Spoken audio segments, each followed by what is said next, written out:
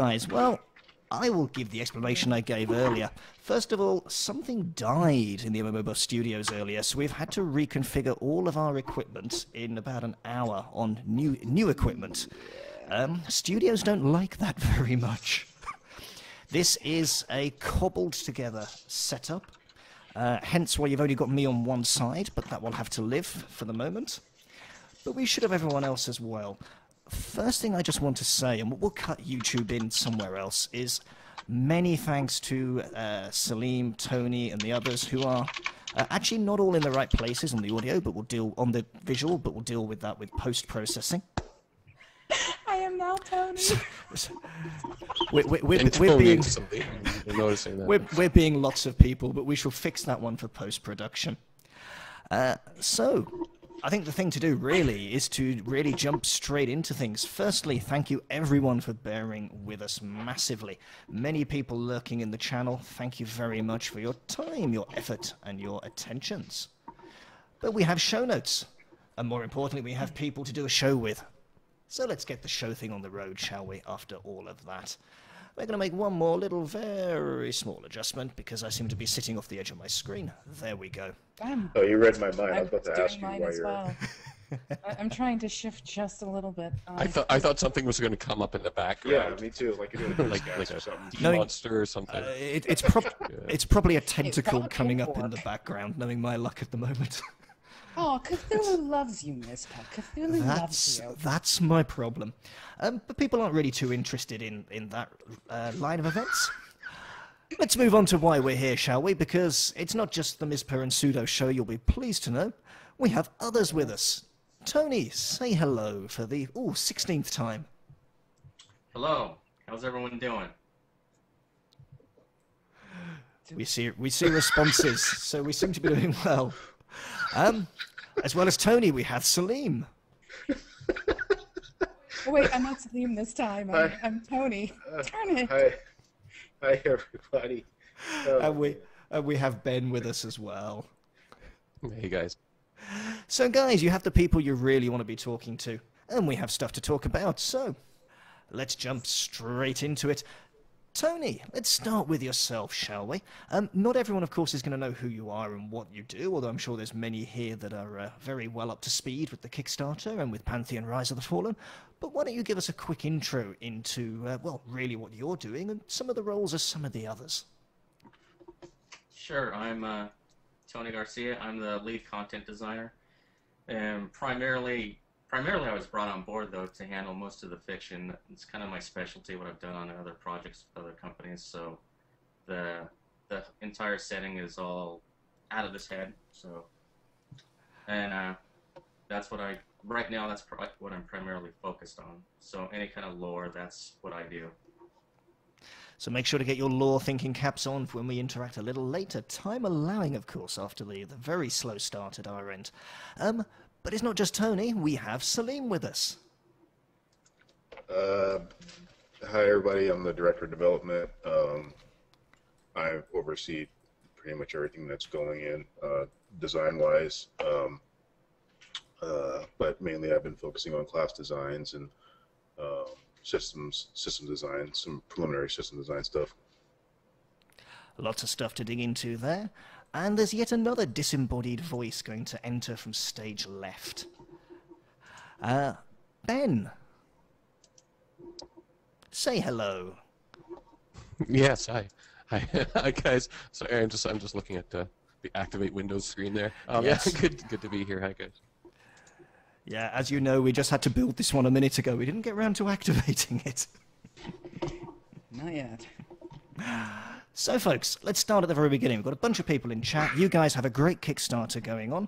Who wants to take the lead to elaborate a little bit on the journey of the Kickstarter so far? Why is it there? What are you trying to achieve? And where are you at with the process? Ben, why don't you take that? Sure. So, yeah, with the...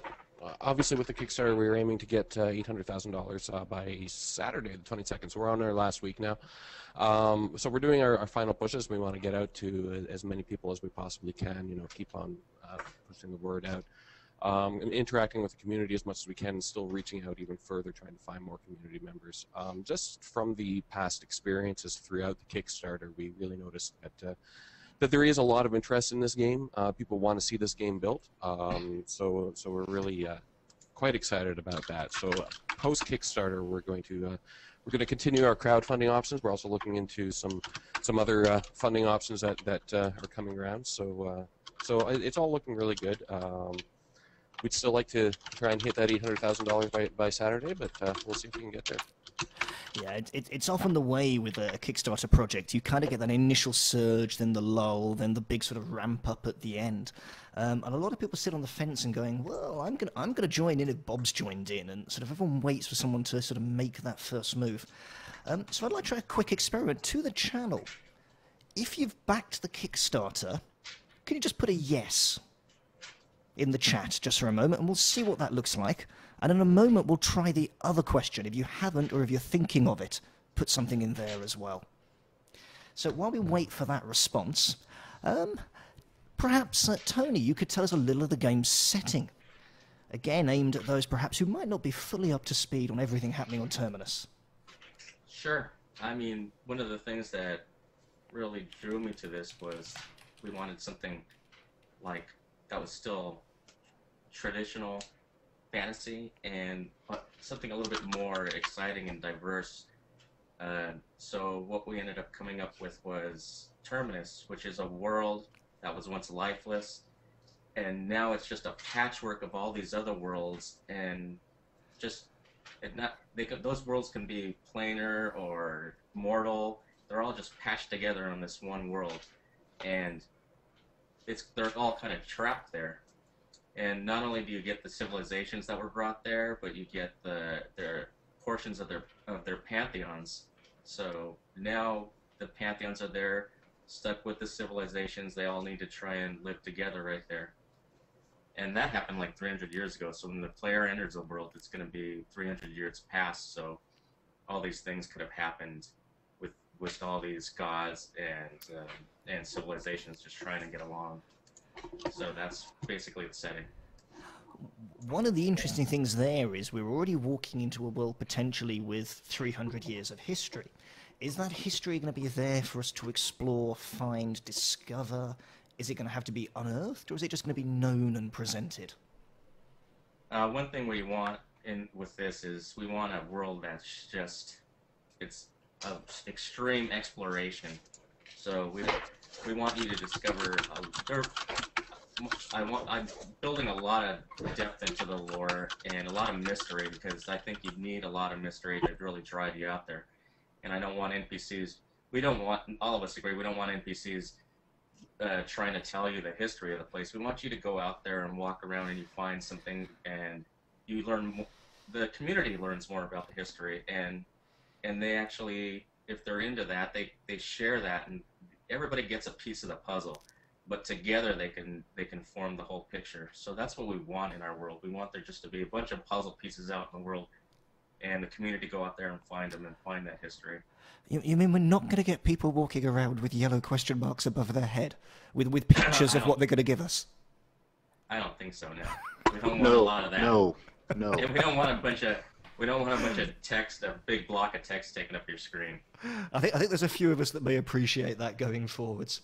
So we've got a Kickstarter going on. We've got this vibrant world, which is your creation with history that's there to discover. You've got a really great setting in that with all sort of the planar shards coming in, I guess it gives you a huge amount of freedom from the perspective of introducing, perhaps things you wouldn't normally get to see together. So Right. You've got this great world, but then you have players in this world and they're going to be needing and wanting to do stuff. So, Salim, what's the gameplay experience going to be like in Pantheon for those that don't know? And I've seen some comments in the chat that people perhaps aren't familiar. Everyone has their reference points to games, and of course we know with Brad involved and the whole team really in your backgrounds, you've got so many things to take from. Give us a pitch, if you like, for what the gameplay experience is going to be like. Well, I mean, if I had to paint a picture, it's really this game is kind of a throwback to at its core, it's kind of a throwback to a lot of things that have kind of left the MMO space. And we're trying to target a very specific, a smaller group of people who miss the more social aspects of MMOs. For example, games like EverQuest and Final Fantasy XI, they really push you to interact with other people, to form groups, to work together, and we want to bring that back. So, our game will definitely be more focused on group play. People interacting, and at a level, it's on every level. I mean, we have aspects like group leveling, we have sympathetic abilities, people chaining with each other. We really want to focus on you, my brother, my friend, my guildie. Let's go take on this mountain together. Let's go explore together. And on top of that, we just recently introduced the death mechanic design. One big thing that I believe in for sure, and people on the team, is that building this awesome world where people explore, and putting in these creatures that you're supposed to fear. If there is literally no fear of death, then there is no fear of the creature. If the inconvenience is that I have to run for 20 seconds somewhere or click a thing and instantly teleport without any type of challenge related to that, then there's no point in dying. I'll use dying as a teleport. I'll use dying for all these things. So for us, we definitely want to bring back things like the fear of death, which also adds to that social aspect, because hey, I've got a corpse here or whatever, I need a res. I ask some people, hey, can someone give me a res here, or do this, that for me, drag my corpse. That that person you meet who helps you out, they might become a longtime friend. I mean, they might even become a nemesis sometimes. But we want to bring back those types of memories. And I think that what we've got will do that. And with the lore that Tony's come up with, you can ask him. Every time we talk about it, I have this huge smile on my face, and I'm not a smiley guy, because the potential is significant. So yeah, I'm really excited about the project. I mean, you bring up a great point there. Risk and reward. That really is a balance that seems to be missing all over the place at the moment. And I'm intrigued by what that will do on the community front, because where you have personal risk and reward, it encourages a situation where you want to go out with others to mitigate risk, if you like, and therefore share in rewards. Mm-hmm. So community is something that's really missing frequently these days. What's the stance on community, getting players to band together, game mechanics that will support it, things that will mean, I'm lucky enough to be in a guild that's been around for nearly a decade. I do wonder how many guilds that have, formed in the last couple of years are still going to be around in 8 years' time, because the dynamic is different. How's Pantheon going to help with that? Like I said, we're almost every level of the game, we're trying to reward the player for investing in other people. I can't reveal any details about guild features or anything like that, because we haven't really sat down and fleshed that out. But like I said, group leveling and just the fact that mobs will be challenging. We want people to explore dungeons together.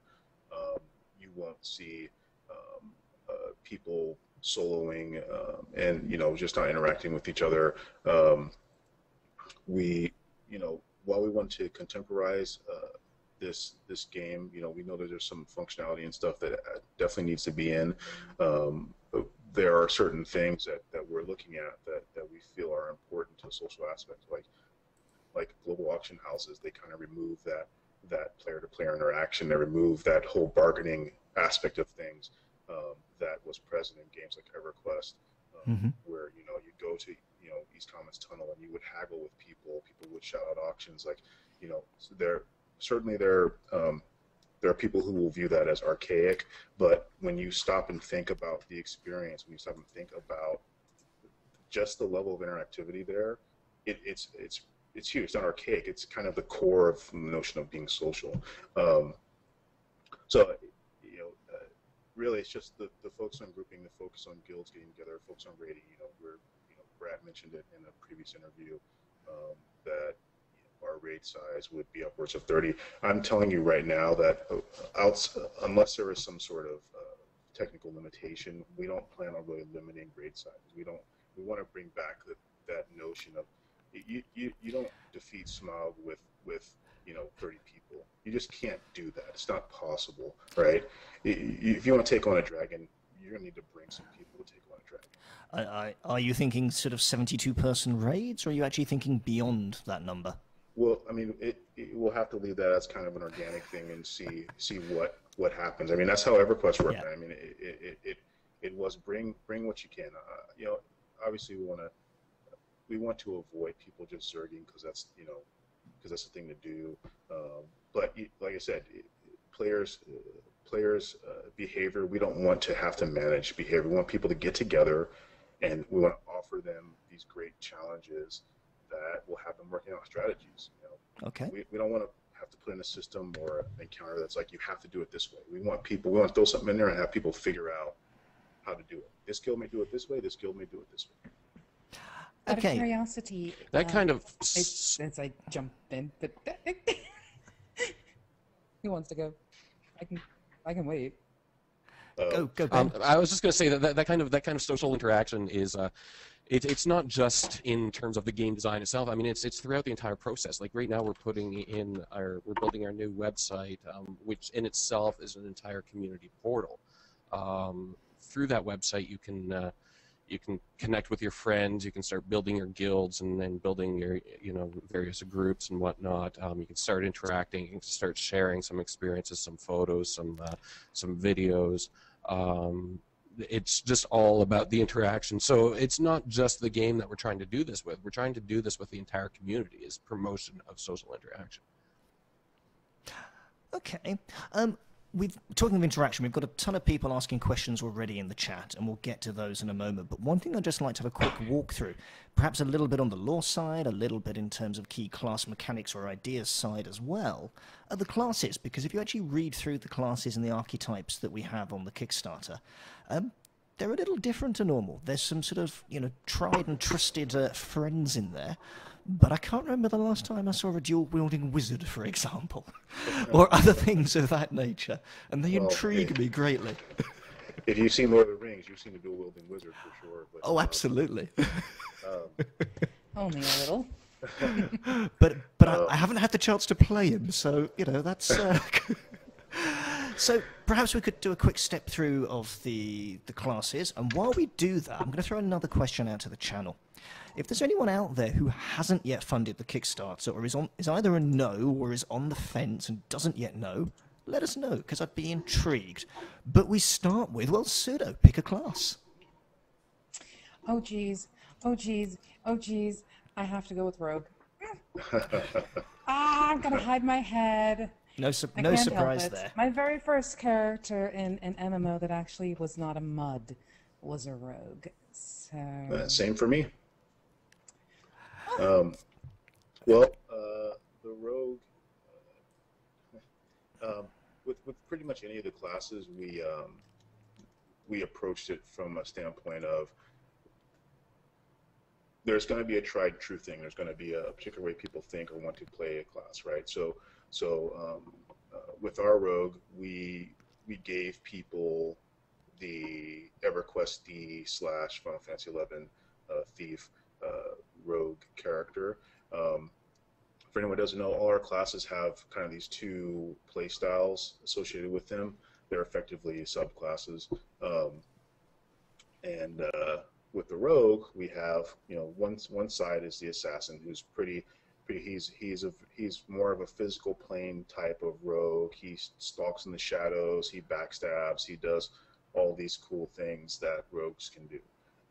But then there are these different types of rogues, and this is one thing I really love about our lore, is that when it comes to class design, that I can take this lore and I can come up with these really kooky things. So we have this rogue who's kind of, he's almost steeped himself in like planar energy. Over his time of training, he's effectively given up his physical attachments to become one with the planar energies that make up Terminus. And because of that, he can do what we call shifting. And when he shifts basically into like this planar view. And when he's in this view, he can see all of the magical connections that his target has, and then he can now sever those. And severing those can result in a lot of things. If I'm a caster and you sever my main link to the terminal energy, I can no longer cast spells. You know, if you sever, you know, some link to my body, it may do damage. It may cause me to fade away or whatever it ends up being. It may just put a weakness on me. But shifting takes a lot of strain on them, so they can only shift for certain amounts of time. When they're not shifting, they're more of an in the back, you know, throwing daggers type class, because their physical body is so frail, because they're just constantly on the edge here, that what they do is they basically shift daggers. So they'll throw a dagger, and it's kind of like this quick shot, and they can use that to further debuff mobs. Now, they also use shifting for stealthing and stuff like that. And the one cool thing about this particular rogue is that, if we could actually pull it off correctly, when I say he's constantly like on this edge, I just think of it as if you're looking at some person, he's got a hood on, and when you look at his face just is constantly vibrating. He's kind of shifting, you know, kind of like looking at the Flash, or if anyone's seen Doctor Who, I think End of Time is when the Master takes over everyone's face, and it just kind of shaking they do before he transforms. Like, just think about, like, you're looking at him, it just looks like this person is constantly like either ahead or behind. It's just this weird thing, and you know, for me, the imagery of it, I was just like, oh man, this guy's gonna be so much fun to play, because we just do all kinds of crazy stuff. So yeah, that's actually someone I think is referring to me saying he's hyper, but that might be a good way to describe it. But yeah, that's the rogue. We have a you know, going back to the social thing, we are focusing our classes on roles, and we're going to have the Holy Trinity, but we're pulling outside of that, which is another great thing about EverQuest and FF11, these older games that we're referencing, is that there was crowd control, there was a debuff. Like, there were things that you did as a class that didn't, you know, shove you into a particular archetype or anything like that. You just, hey, that's just what the shaman does. That's just what the rogue does. It wasn't, oh, he's DPS, he's a tank, he's a healer. It's, oh, he's going to debuff, he's going to crowd control, and we're trying to bring that stuff back. And so with the rogue, like I said, we have the DPS rogue, but we also have the planestalker who, you know, he can debuff from weaknesses. He can do all kinds of kooky stuff, and he can do decent damage. But you know, ultimately, he focuses on doing that stuff. Okay. It's the bringing back of the Quadrinity. Bring back. Well, you've got control, Bringing buffing, back the Quadrinity. debuffing, all this stuff that it'll be got all good kinds to of see stuff, back yeah. in action. Yep. Exactly. Tony, is there any lore that you can throw in that sort of deals with the rogue archetype, how it functions? I mean, planar energies are a concept that obviously you've created. Perhaps you can elaborate a little on those, because that's a key mechanic, it seems. Actually, in talking about all the classes, really, one of the great things about the world is, I mean, we sit down, all our classes kind of have a little bit of an edge to them, you know? I mean, a lot of people have looked at them and said, I mean, for me, myself, there are some classes on here I would never play. I was always like a warrior, a crusader, but now you throw out these enchanters, what Salim has created using the lore with an enchanter or with a wizard. I mean, these are things that I don't normally like to play, even the rogue.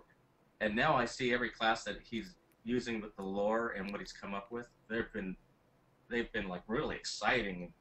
Like I really want, like I can picture myself, I want to be a wizard. I've never wanted to say that, but it's because when I originally created that lore outline, he took that and looked at it, and what can I do with these to make these classes have a little bit of a planar edge to them, and that's where he used all of our classes tap into these arcane planes of arcana.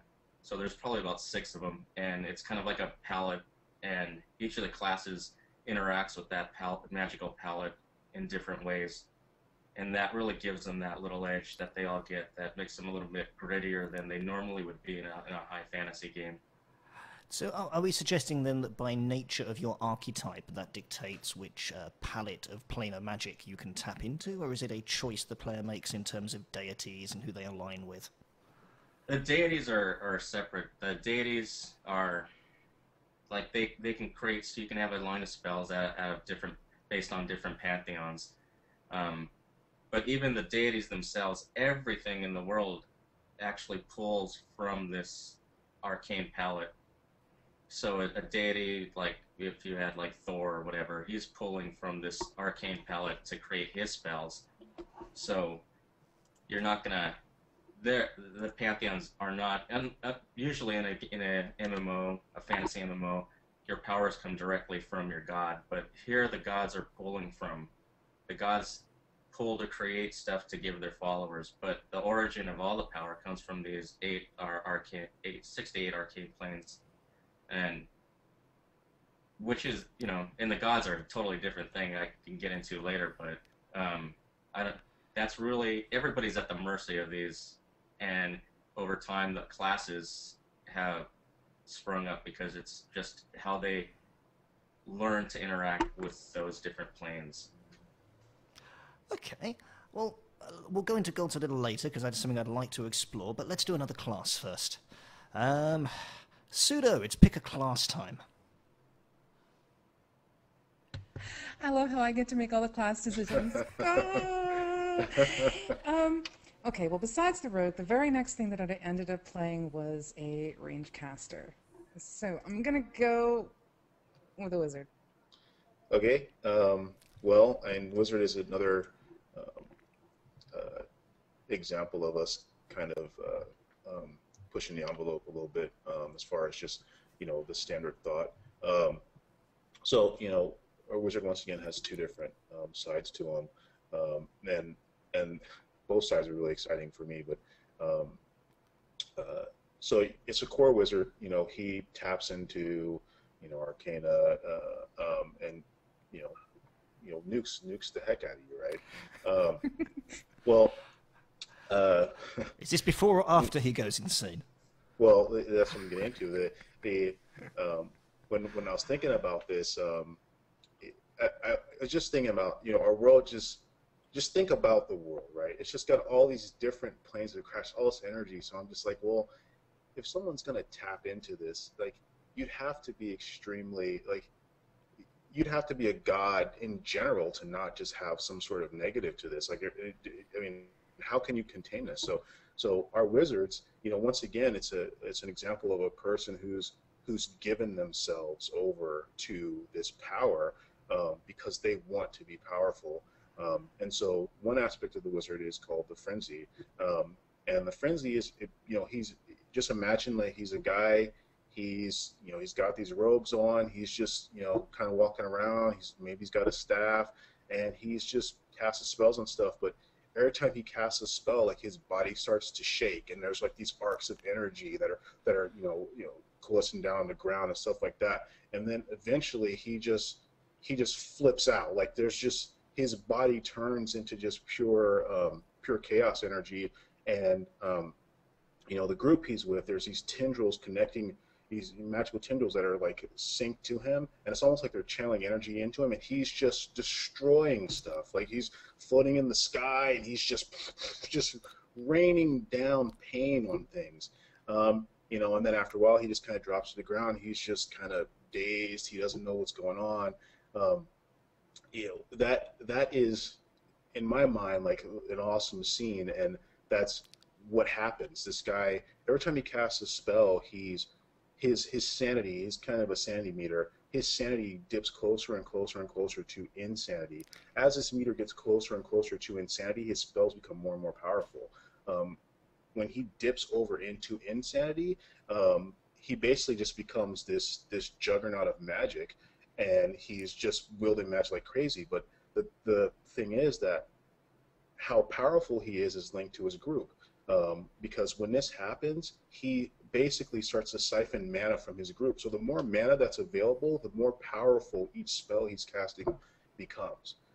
And this goes on for a certain amount of time before, you know, the sand he gains sanity back, and he's basically burned out. You know, it takes some time for him to get mana back and stuff like that. But the whole thing is that you want to stay as close to insane as possible, you know, to keep that damage up. But if you ever have to flip the switch, you can flip the switch and just go, you know, all out crazy. And then the other side of the wizard, which we're calling the aspect right now, this guy he's like complete opposite. You know, you know, if you met him in a tavern or whatever, he'd be the guy sitting in the back, throwing back, you know, all kinds, throwing back beers and just, you know, hitting on the ladies and stuff like that. Once again, this guy's got a robe on. He's, you know, but what you would notice is that he's maybe got a staff and a sword sitting next to him, or maybe two swords or whatever. And when this guy goes into combat, he doesn't want to deal with being far away. He likes being up close and personal, much like Gandalf, right? But what he can do, so the insanity thing is a fact for both classes. But what aspects have learned to do is, instead of giving in to needing a whole bunch of power, they've learned to kind of spread this oddness, or this sanity issue across the different planes. So an aspect can take on aspects of the elements, right? He can turn into an earth golem or whatever, just as a part of his combat, which is melee combat. But another thing that he can do is he can duplicate himself. He can stop in combat and, you know, make clones of himself. And while these clones can go off and start hitting his target and do all kinds of goofy stuff, the big thing about them is that they allow him to channel a larger spell. So if he stops and he clones himself and he sits and he can now cast a larger spell. So just imagine like 6 or 7 clones standing there, all robed figures, and they're just stopping, they're concentrating, and, you know, basically this pattern starts forming on the ground in the circle that they're in, and then like this big hand just reaches out and just smashes the opponents. Now, granted, each clone has a certain amount of health; it can be destroyed. You know, and, you know, if a clone is destroyed, it can, you know, that might reduce the power of the spell or just completely destroy it altogether. But yeah, this guy, yeah, it's another one. I think all these class signs that you'll probably hear me say, man, I really want to play this class. This is another one where we went, you know, beyond traditional, and it felt fine. Like, it didn't feel like we were being different just to be different. This guy feels awesome to me, and it's just like, if you go back to Gandalf, I mean, Gandalf's using a sword and a staff, and he jacks a Balrog, you know, while he's flying through the air. Is there anything more iconic for a wizard for me? No. That guy is awesome, and the aspect of this guy is to be able to do the same type of stuff. Like, it's almost like our version of that type of wizard. He doesn't use a lot of flashy spells. He doesn't believe in casting ice comets and all this crazy stuff. Only when he really absolutely needs to. If not, he's going to be in combat. He's going to be he's using the discipline and the training of combat to control his sanity. The dance of combat is what helps him stay sane, and while he's doing that, he's casting spells as a part of his combat. If anyone's played D&D, it might remind you of something like a Blade Singer or something like that. But it's that, you know, the whole sanity thing kind of played into designing this guy. It's not a mechanic that he needs to worry about, but he was born out of the fact that is something they need to control. Okay, so I'm going to find another question for you here, Tony, based on something that was mentioned a moment ago. We talked about tapping into chaos energy. Now, in terms of the worldview, is chaos energy inherently grey? Is it inherently black? Do we have these distinctions between this is good magic, this is dark magic, this is, you know, this is white, this is black, etc., etc.? Well, I mean, there's definitely some things people would consider, oh, this is necromantic. Definitely a dark magic, and there are a couple planes that play with those things, especially the death magic would be like a plane. But chaos magic, it's like all these arcane planes, that whole magical palette is like it's really hard to tap into, but most of our somebody like the wizard taps into it using chaos magic, which is kind of like this. If you think of something like free radicals, they're just like arcane particles that are dancing and from different plane to plane. So he used the wizard more than anybody uses this, and it's really dangerous to play with that. So that's one of the things that really drives him insane. There are other classes that tap into it in ways that aren't as dangerous. And you'll see that with our teleportation, the different ways to teleport are one class taps into it using the whole chaos energy, and then tapping into like something called the Terminus Arcana, which is more of something that'll help you teleport, because it's a magic that touches everything in the world. So that's, if you want to teleport anywhere, you want to tap into that, because that'll get you from here to there. But I mean, I hope does that explain somewhat of what's going on with that? And the chaos energy is something different than the planes. It's just something that's dangerous, but it gives you access to, I'm gonna latch onto this, and I could pick from this plane, or this plane, or this plane. And also on the thing of planes, I'm not talking about them like in regular fantasy games where a plane is like, oh, here's the plane of fire, and I can visit there. These are more like these are the things that, just like dimensions to us, they're like things that make everything reality, and keeping the fabric of reality in existence, keeping it all together. So they're not any place that you visit. But we do have planar realms. It's just our planar realms are actually quasi-planes that the gods might live on their pantheons. Either have their own little quasi-plane, a fragment of their own plane, and you get to those on the surface, on the actual world. You would find access to that. But in actual planes, when I talk arcane planes, they're not places you visit. They're things you tap into, like a painter with the palette, you know. Temptation, basically. Yeah. Okay, I'm gonna. I mean, that's what chaos sounds like to me. It's pure temptation. We'll take a question from the channel that I've seen bounced around in a few forums and other places. Obviously, as the Kickstarter has evolved, various stretch goals have been put on, have been revised as you guys have communicated with the community and worked out what people sort of want to see and what works best. There was talk of classes like Monk and Bard that in the early days had high stretch goal totals attached to them. One thing I've seen crop up a few times is really, what's going to happen to those classes, let's say, if certain targets aren't met. Now, I know there was a comment saying that, well, post-Kickstarter, there's still a ton of opportunities to see things get delivered. But what's the take? What's the response to people saying, but I love this game, but I want to play a Bard, for example? Well, I'm a game designer, like, tried and true, and when it comes to anything like this, any of these major things like classes or crafting, whatever, from my point of view, I want to get them in, and if I can find some way to do it without having to forsake at least seeing my kids for a minute out of a week, then I will try my best to see that it gets in.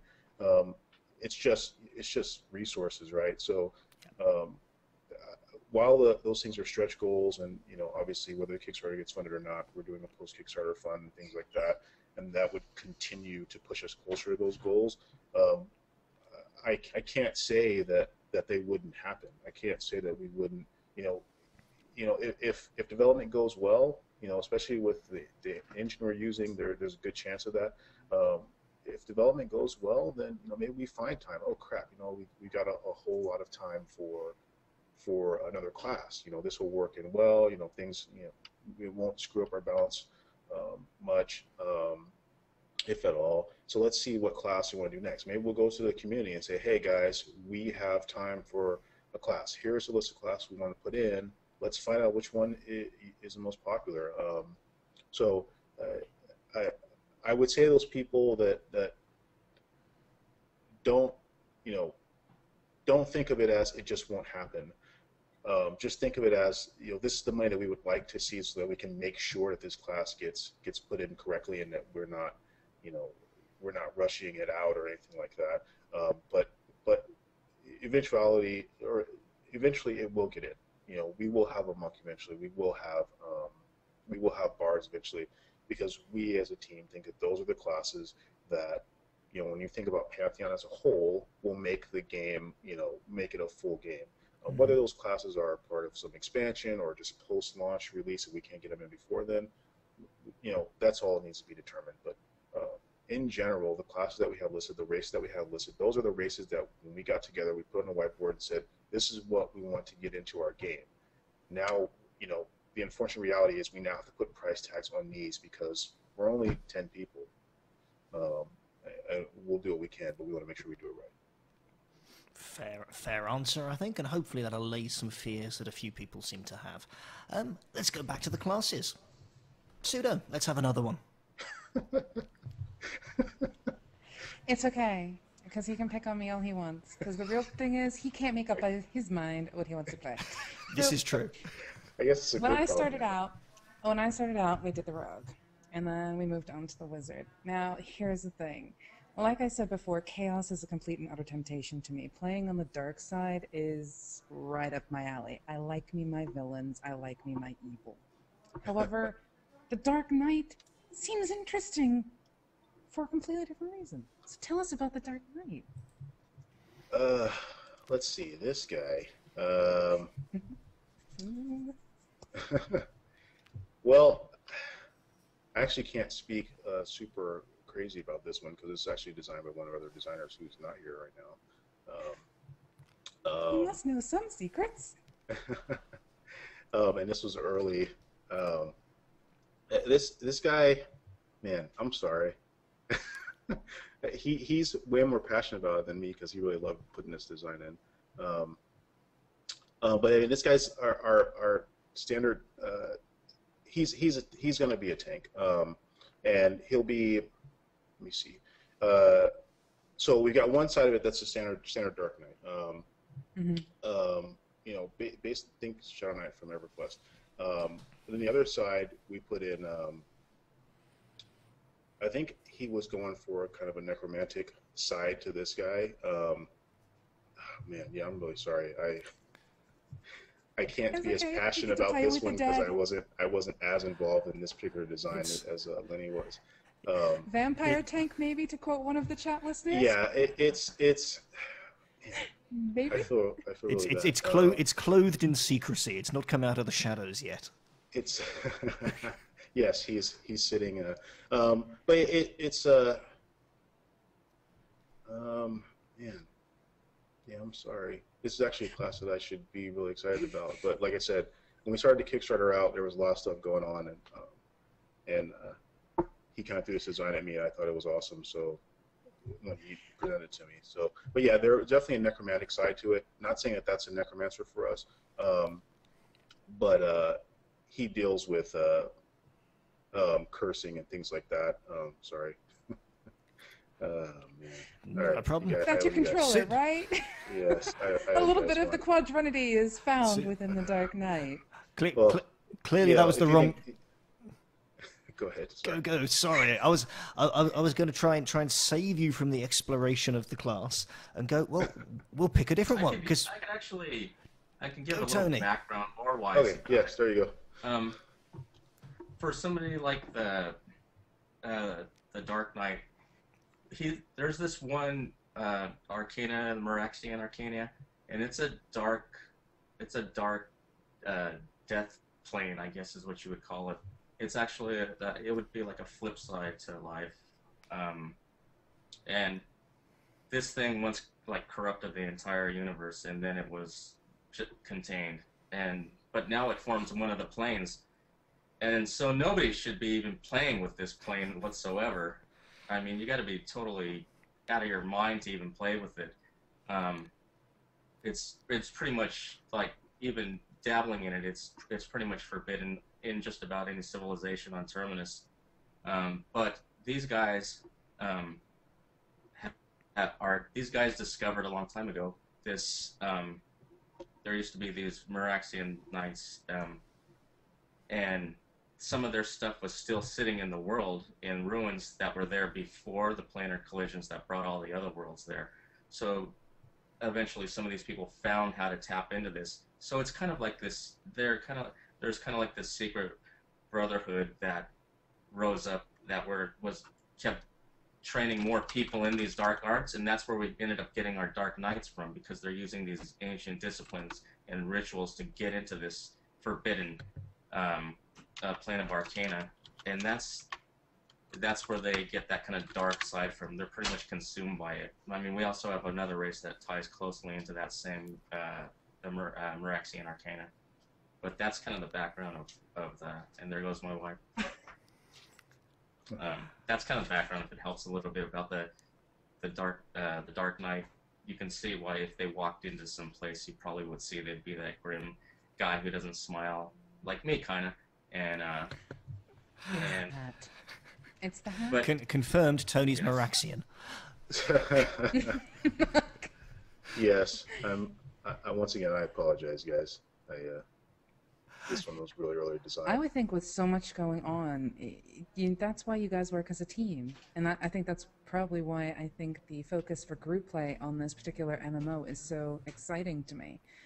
So you guys support each other, as you should in a group while playing a game.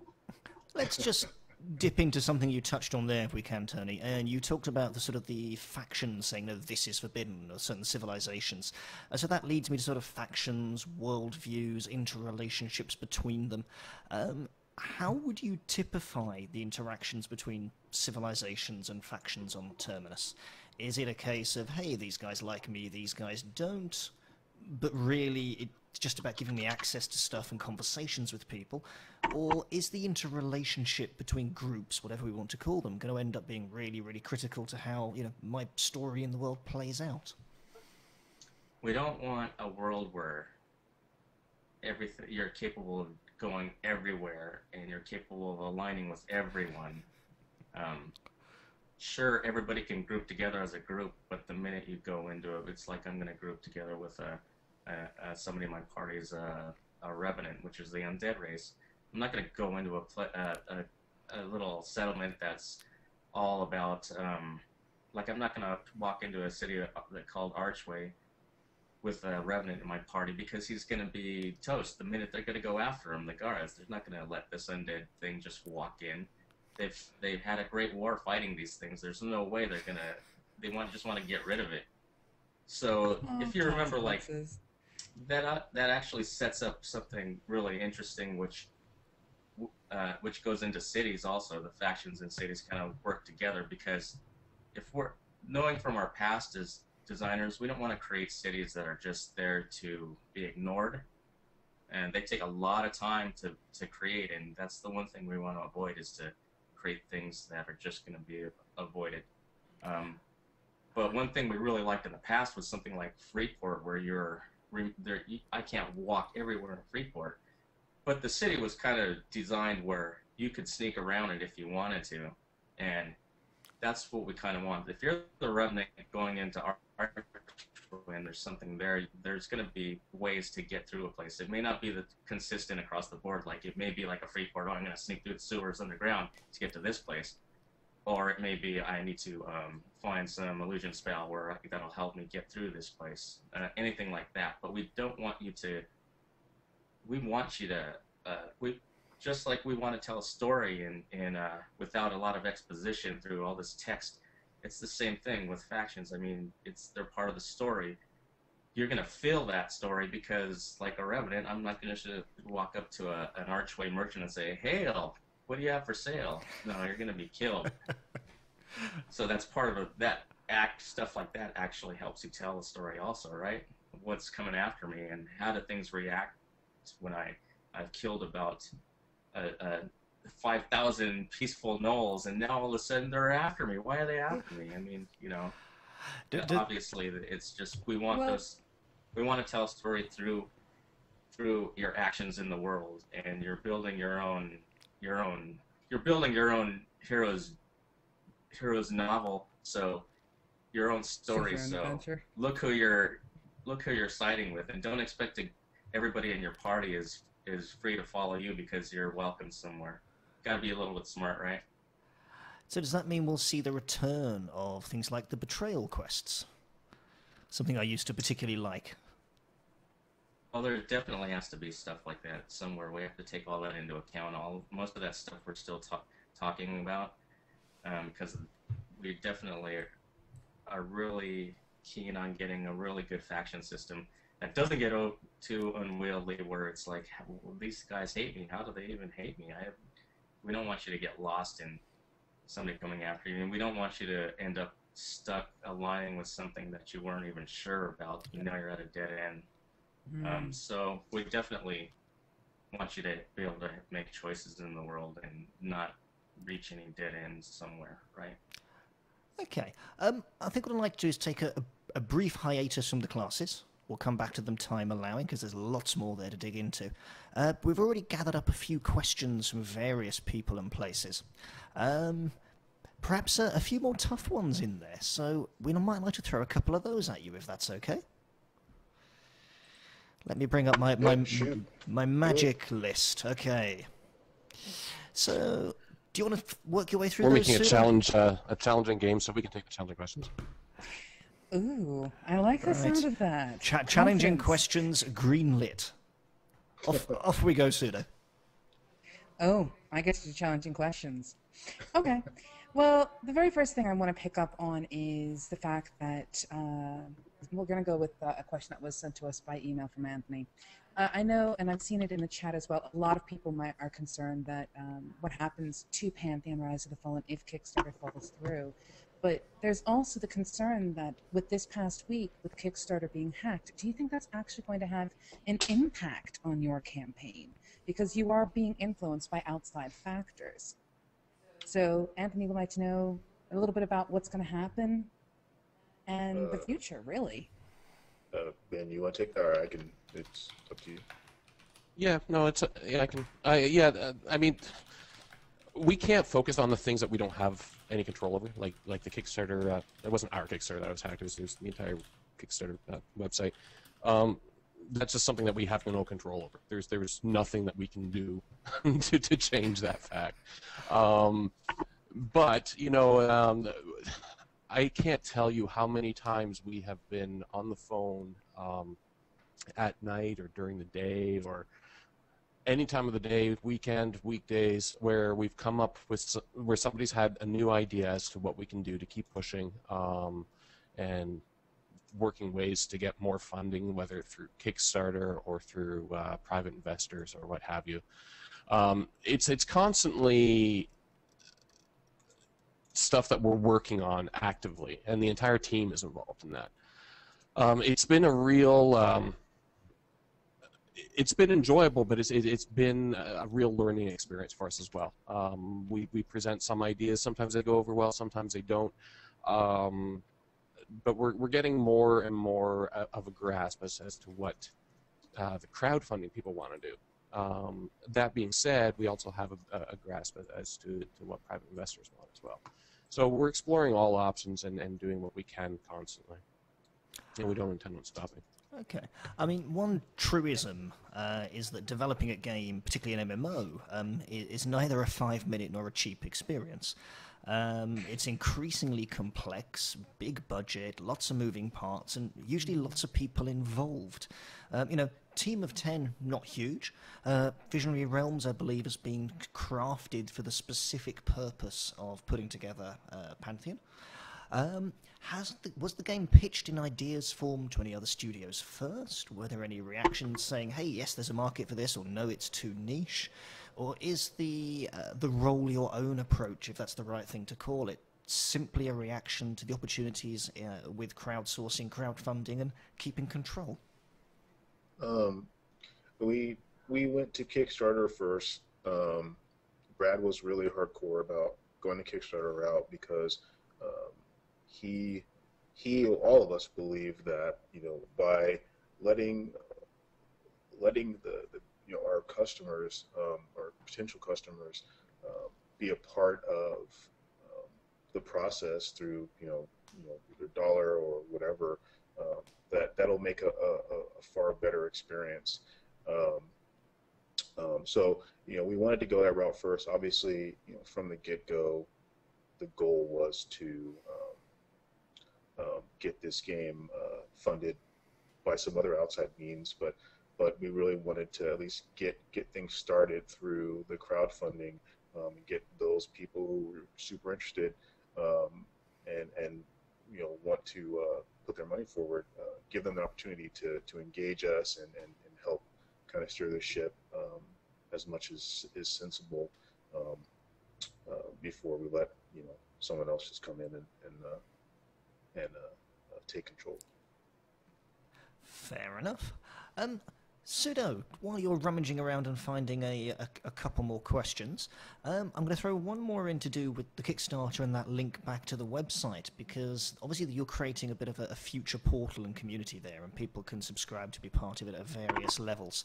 If people have backed, let's say at a significant level or otherwise, in this Kickstarter phase and it funds, will they then have any status on the website going forwards, or is that a totally unique independent deal?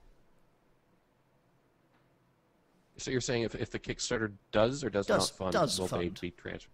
Okay. I didn't quite hear you. If it does fund, yeah, absolutely. All of that stuff is still going to be honored. They're not losing anything. And most of those rewards are going to be available as well on the post Kickstarter. As well. I guess the question is, if someone, say, has jumped in, let's pick the tier I'm on, which I think is Journeyman. So you're invested in the game. Are you then going to need to do a monthly sub as well to be involved in the community and the discussions going forwards, or does backing the Kickstarter at a certain level convey benefits through onto the website, the portal, and the community there? Well, that's actually coincidentally something that we're going to be talking about this week, because we do want to recognize our supporters. It's just figuring out what entry level that is, that we haven't really ironed out. But Tom, myself, Salim, Brad are going to be meeting later on this week to figure out what other kind of perks are included with what people have already pledged, and also with what the subscription services offer as well. Okay. Pseudo, what other questions would you like to dig out? Well, I think it's unfair that our lovely Tony G is being quiet when his hat is so awesome. So I've got a question specifically for you.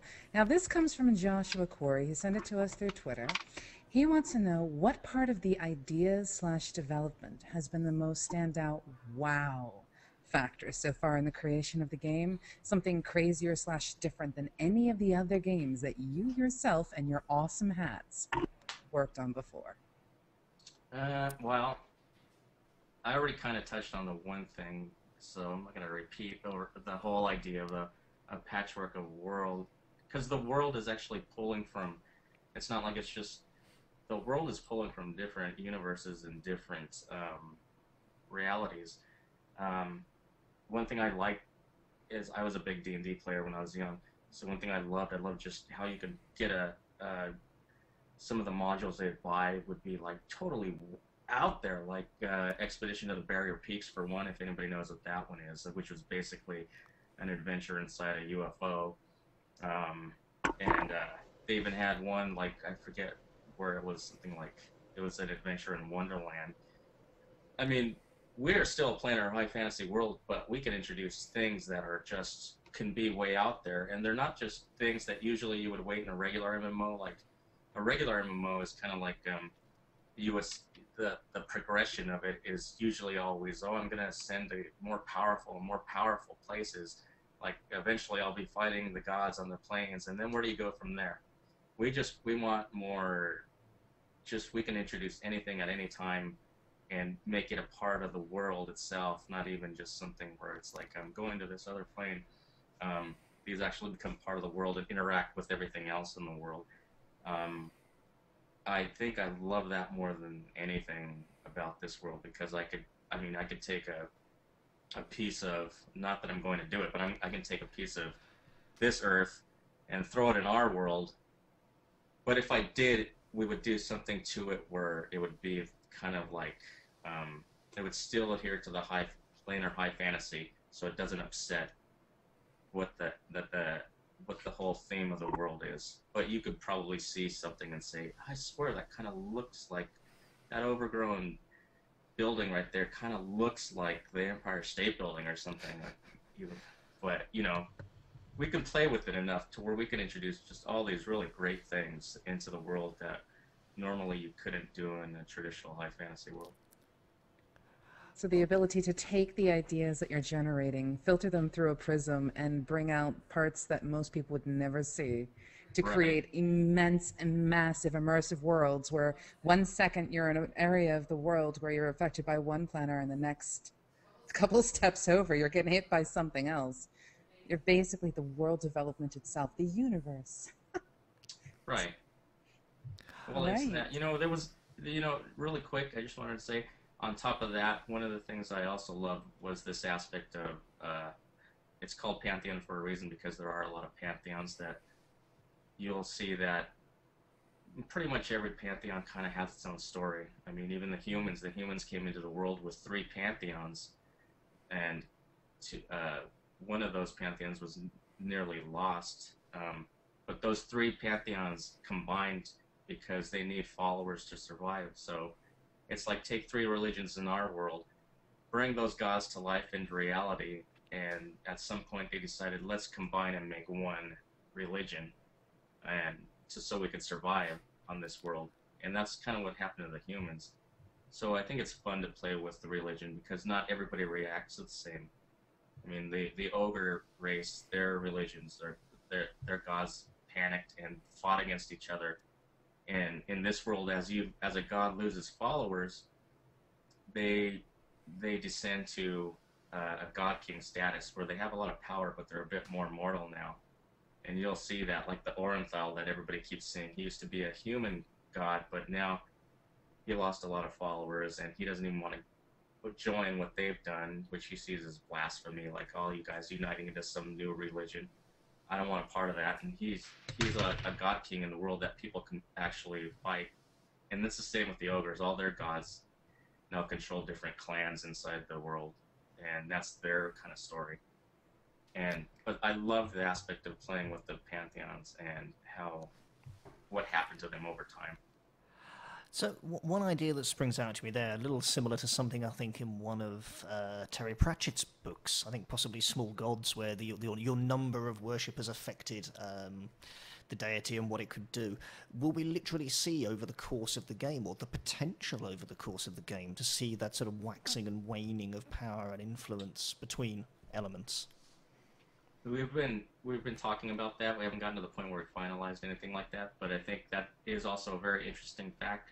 The aspect of the game is that if you have these gods, players can choose a god within their pantheons.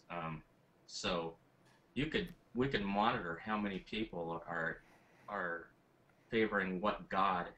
And so if a god is like, if we wanted to, we haven't decided yet we're going to do this, but this is on the board definitely. If a god has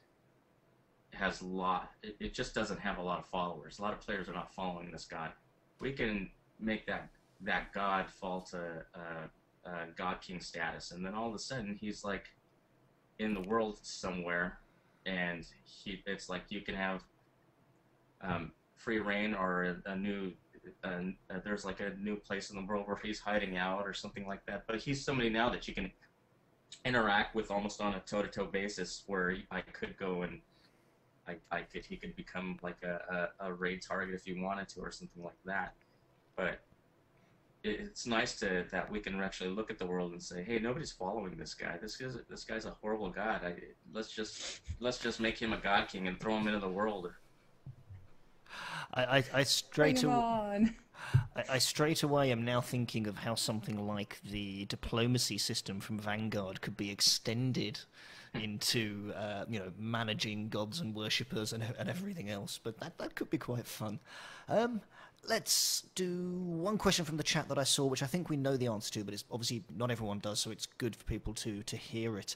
I think it was Harlequin, please forgive me, it was a while ago, it scrolled past my screen, made a comment with regards to raiding, and things being instanced or non-instanced, and the comment was, has Pantheon gone over to the dark side as well? Will we get a game that won't hold our hands and have things that are contested?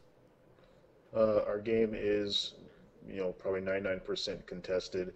We will have instancing tech just because sometimes instancing tech is very useful. But we have a zone-based game, content's contested. Another social aspect is that competition of racing to a raid encounter or whatever. That's community. That's all social. That gets people's dopamine flowing. That gets people drooling and screaming and yelling and, hey, what the heck? Oh, we got it. Blah blah blah blah. That is another essence, another core part of what we're trying to do here. So we've mentioned instancing before. If we really want to tell a personal story or something like that, we have that option. If we feel a need to instance something, that's kind of out of the norm, then we would have to sit down and talk about that. But yeah, I am a huge fan of contested. Everyone on the team is in the same ballpark. So yeah, that's how our game will work. It will work. Will work. Okay. Let's pick up on another class, but this time, Pseudo, why don't we throw it out to the channel? So we'll have to sort of filibuster through the 20-second delay. What class would you like elaborated on? Guys, let's see if there's a quick response with any form of consensus. What would people like to know more about class-wise?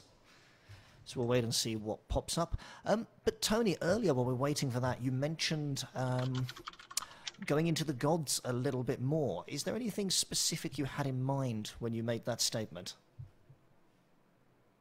Oh, earlier, that's what I wanted to touch on. Was I like the idea that a god we have the ability to see how the players interact with the gods, and then make a change into the world by the whole thing, like, oh, this god doesn't have a lot of followers, let's put him into the world.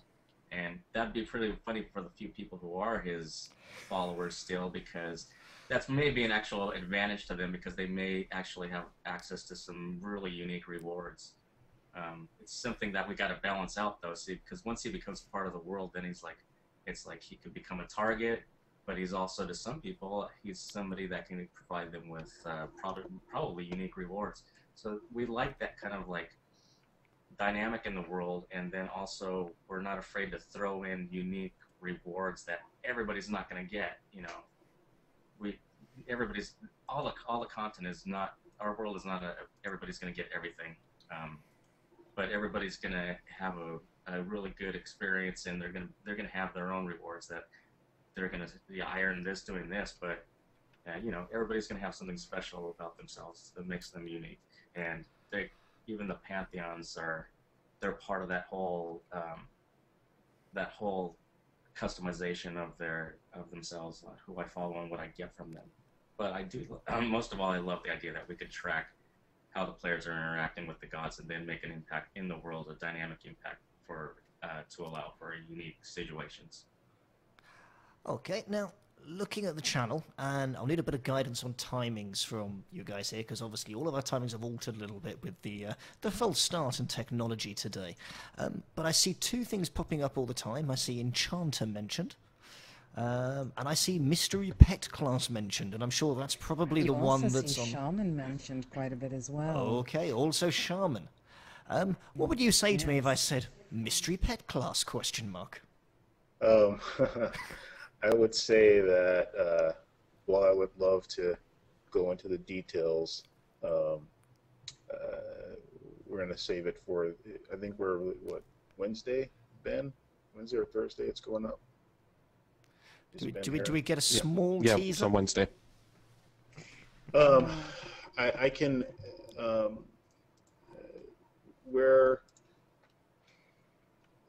so let's just say that we're wanting to put in one aspect. EverQuest Mage is one of my favorite classes of all time, and I want to bring that guy back. He's hasn't been remade at all anywhere, at least no MMO that I've played. So we're looking to kind of bring that type of pet class back, but adding a extra layer to it in the form of kind of a Pokemon style system.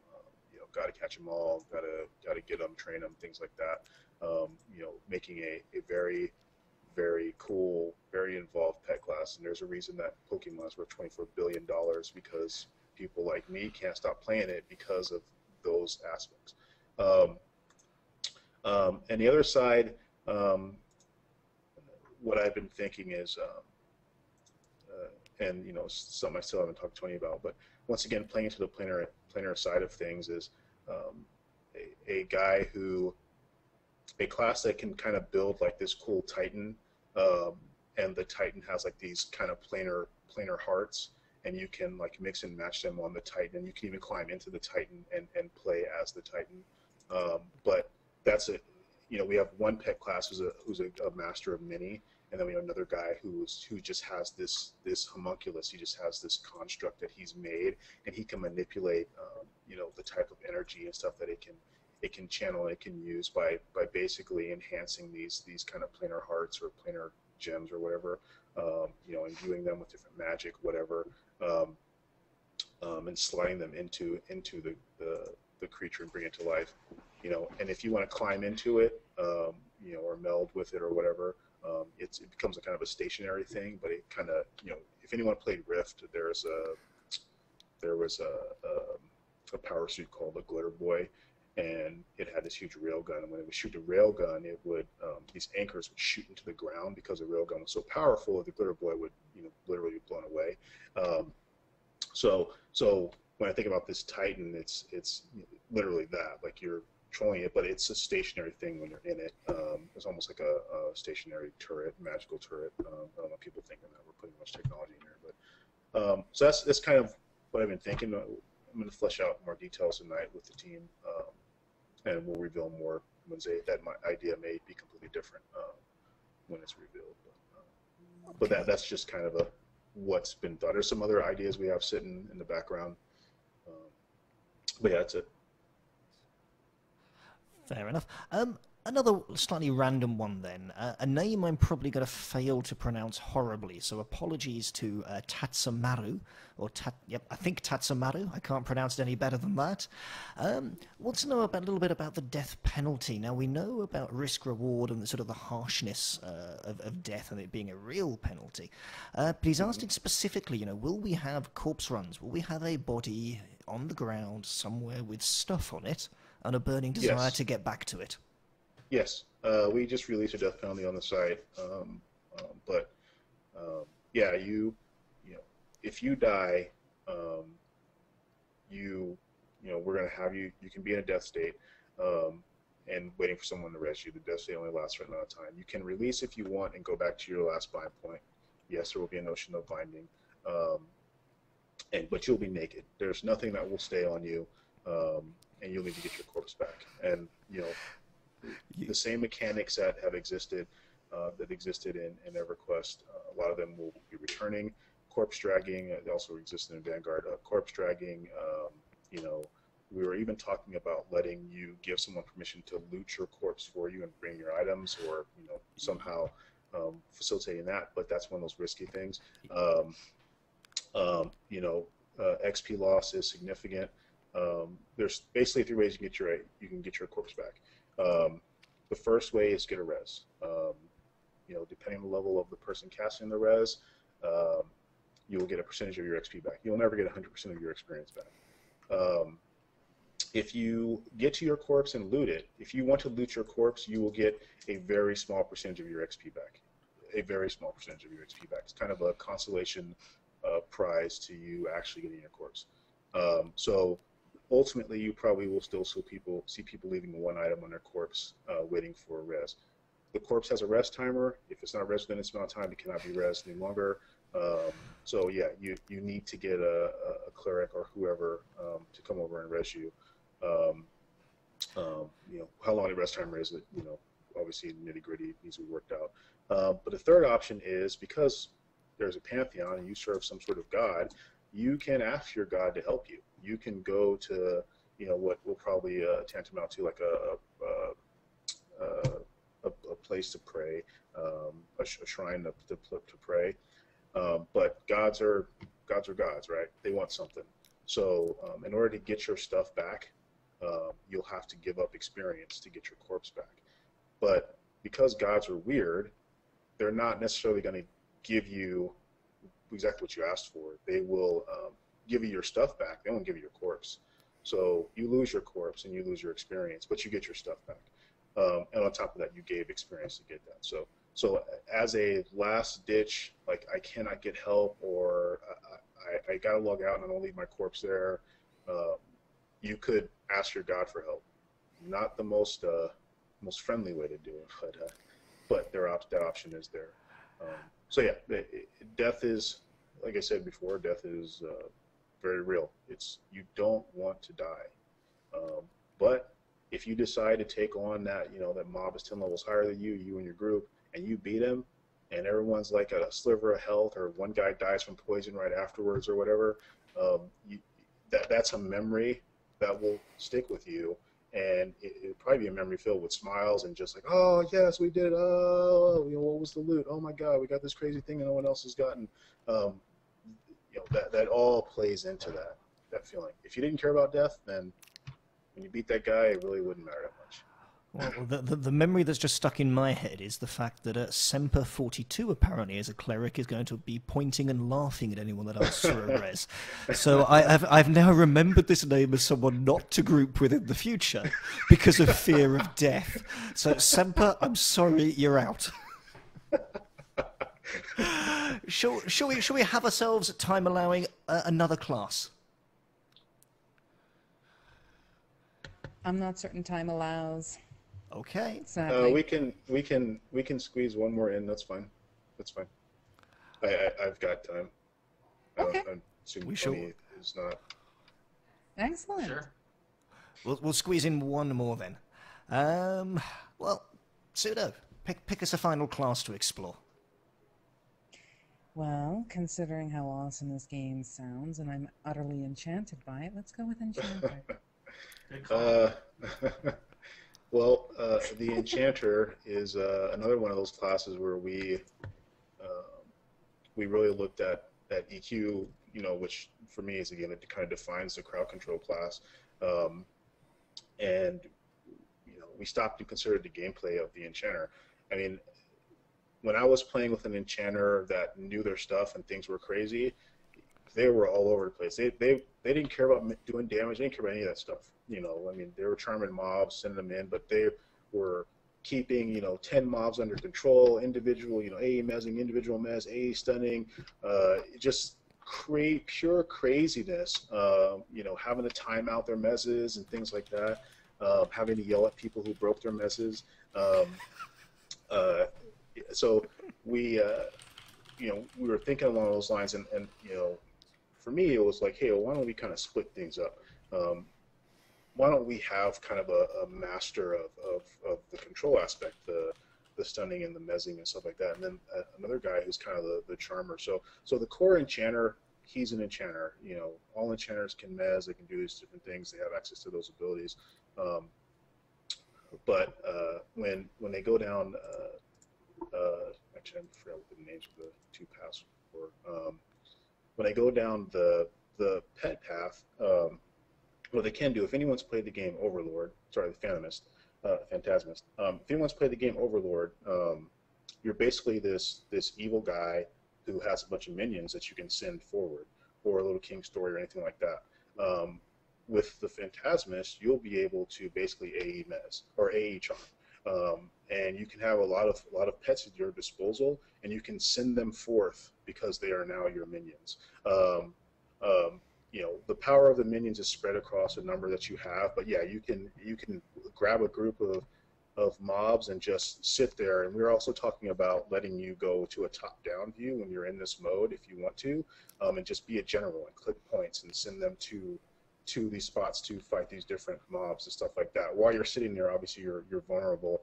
But yeah, kind of an Overlord, kind of an homage to Overlord, and just the notion that as an Enchanter, you're kind of this master of messing with people's brains, right? So you're just like, hey, you five guys, you love me now. my charisma's max. You guys love me.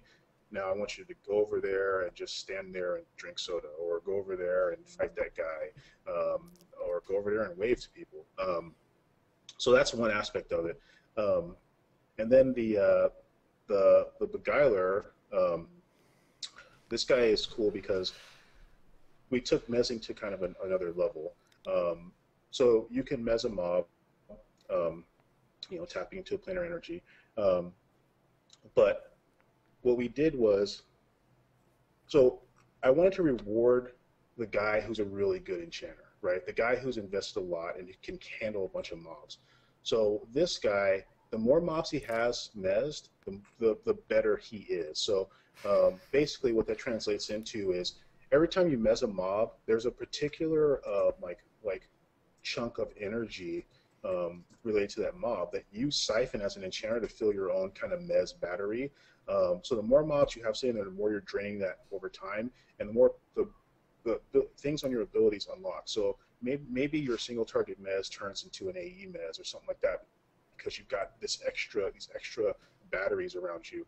So there's kind of a risk reward with the class, which you know, in playing EverQuest, that was always there, right? The enchanter had to be ready to AE stun and reapply mezzes and things like that.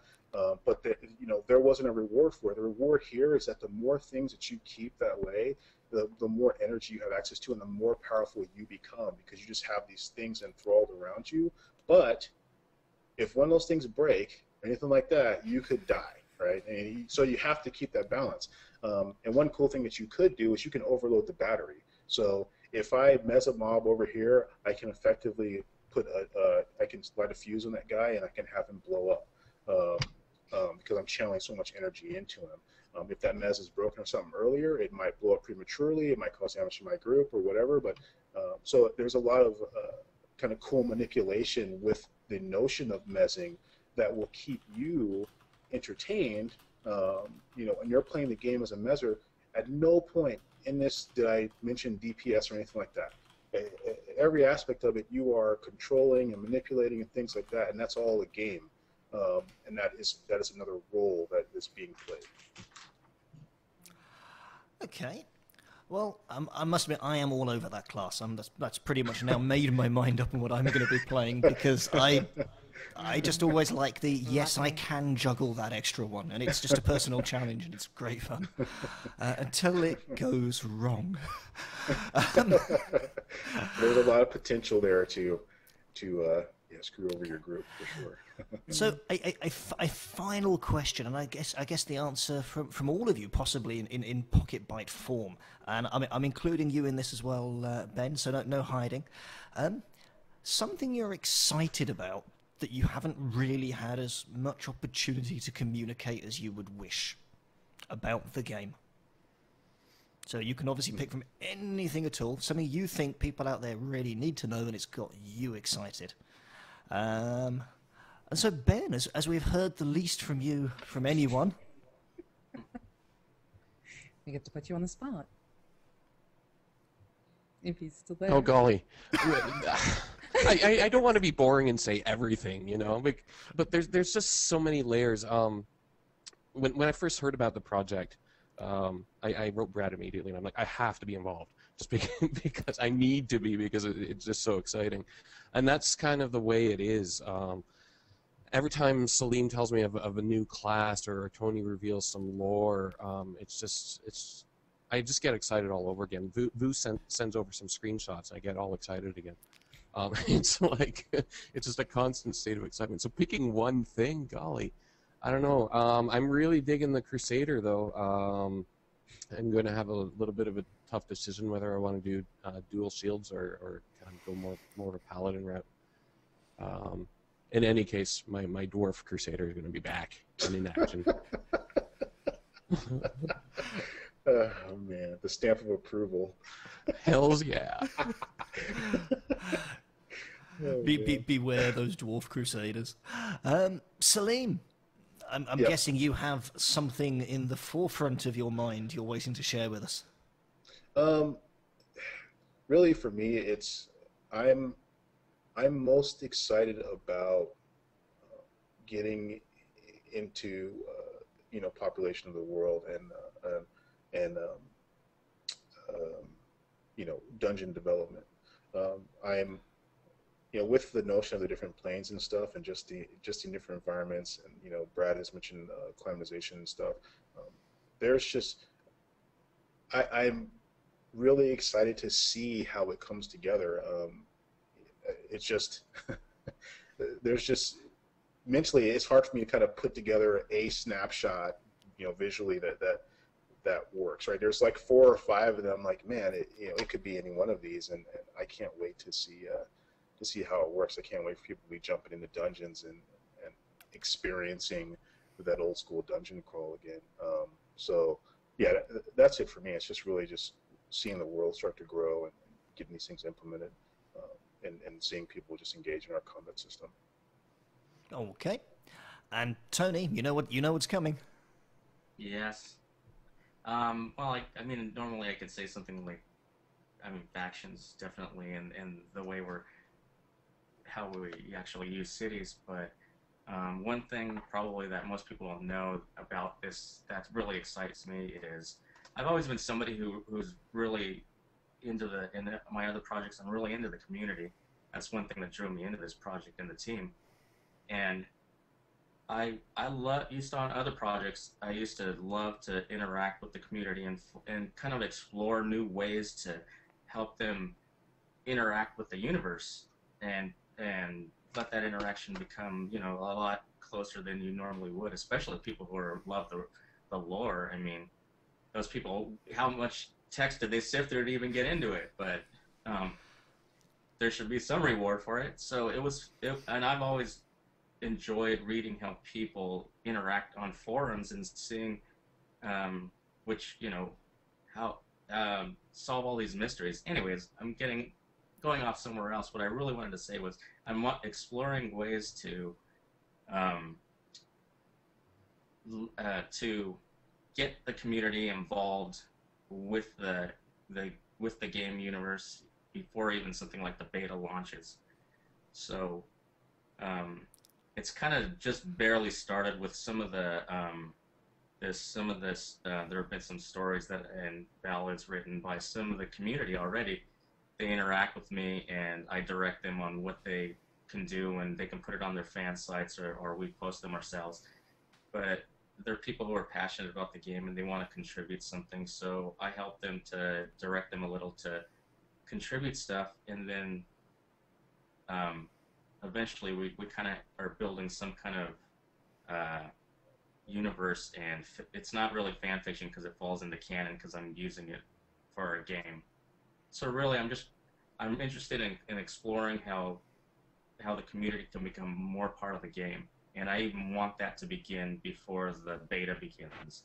I don't want people to think that I'm just gonna be part of this game and then I'm just gonna wait for it. I want there to be some interaction and the world to actually grow and evolve by our interaction with the community. I can't be very specific because there's things that I am kind of like running through my mind and with people on how we're doing that. But some of those seeds are already planted in. Okay, it's a case of watch this space, but ideas are definitely ticking along there, it seems. And is there one last thing I can say? I don't want to. Is that cool? Please. Oh, and there's been a lot of talk about the classes and stuff like that in combat. One thing that I don't think that we've really been saying is that, if you think that our classes are super cool, remember that our NPCs will be able to do the same things. Our NPCs may even be able to exploit the fact that, hey, I know this wizard can go insane, so he might cast a maddening spell on the wizard to force him to go insane. Just think about that cool dynamic, that we're not just thinking about all this cool, crazy stuff. I'm describing things that would be psycho, right, from a player point of view. Just remember that NPCs will be able to do these same things, and they might have an advantage because they can exploit some of the stuff that you can do. So it certainly paints a really cool picture as far as the combat goes. Yeah, because indeed, if you're going to have risk-reward, there's got to be a challenge. They've got to be up to the challenge of dealing with what's being thrown at them. So raids are going to be very, very interesting. Wait till an NPC's AE charm in your group, and sending you over to get him a cup of coffee or something. Yeah. As long as it's only a cup of coffee, that's not a problem. Guys, it has been utterly fantastic to have you here again.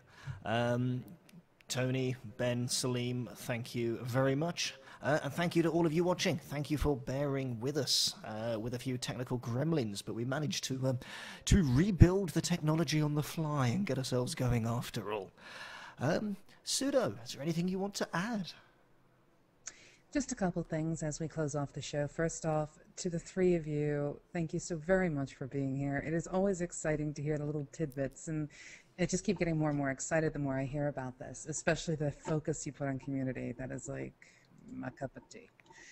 But if you'll bear with me, I just want to go through a contest that we had in the past week that I want to make certain the winner is announced. We had a contest for people to attend or to win 2 tickets. Someone gets to win 2 tickets to go see EGX Rezzed, which is one of our local gaming conventions in Birmingham.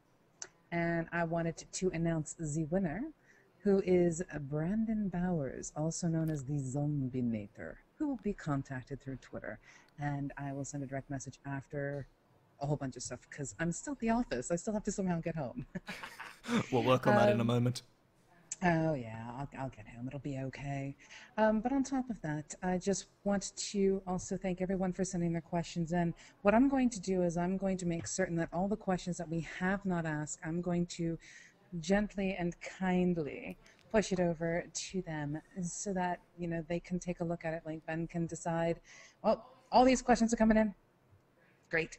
So, Ben, you're going to be getting an email full of questions that have not been responded to yet. So hopefully you guys Not a problem. because I know you guys are busy, but hopefully you guys will get a chance to answer all the different questions that everybody has. But also, I just have to ask, Salim, are you wearing your Atari t-shirt? I am not wearing it. Sorry. He's not wearing any That's shirt okay. right now. It's actually going to be... Okay. Now whenever I thanks see for it the in the hat. closet, I don't touch it. Aw. I clearly think this should now be an item of power that should really be discovered on one of the actual sort of planes. You know, just one in the game somewhere. Maybe was some promised- copyright issues there. I Just a was touch. promised by Brad that I would at least be able to turn into Salim in the game, by going off and finding bits and pieces of him. I so fully expect like a piece of armor to literally be some kind of Atari thing, just so that when I do, like, maybe I just turn into this giant little thing that moves around or something. I don't know, but you know, I have been promised by Brad McQuaid, and I plan on holding him to it. Oh, Brad. Oh, man. You'll have to work that one in somehow, Tony. I'm not quite sure how you're going to do that one. Oh, the lore just, I'm a story person, and I really love the concepts that I'm hearing. I get kind of sick of the typical stuff. It's like, yeah, been there, done that. But what you're evolving, this patchwork quilt, is truly exciting. So from a community person who loves stories, which sort of kind of makes us slightly similar, thank you. Well, that's our game. It's a warm, comfy quilt. So I hope everybody A wants quilt that occasionally will jab you, poison you, and try to kill you. Yes. Take Yes. all of your armor and then laugh at you while running away dressed as a cleric. Right? I like the way that sounds. Pretty much on the ball, but you missed being sent to fetch coffee halfway through. But that's okay because I love the purse or the blanket that's doing it to me because they're so enchanting. So it's okay. Very I have good. no problems getting coffee for them now. And I think on that, it's finally time to close off. Guys, if you want to be playing this game, if you want to make the development path nice and easy, get out there, support that Kickstarter. Let's get some more momentum in it. Let's get people backing it. Let's get the job done and make it simple. There's still time to do it. We're over halfway through, so hey, let's get out there and do that, please, for the sake of gamers everywhere. But on that note, Please. well, you can find us in the rest of the week on MMOBuff.TV and, of course, on Twitch. We have Campfire, the community show, tomorrow. We have Top Draw, the TCG/CCG show, on Wednesday. There's probably going to be some WildStar streaming on Thursday. And, of course, we're back with Cosmotronic on Friday. But we're out of time. In fact, we're way past time. So it's goodbye from everyone here, which probably means there's a... Well, first of all, thank you and goodbye to everyone at Pantheon. You can hear the sound of many Thank you for having goodbyes. us. Sorry. Yeah, thank you. Thank you, guys. Thanks for having us. It's awesome. Hey, Yeah, it's been great. and thank you. It's probably a toodle pip from Pseudo. Toodle pip.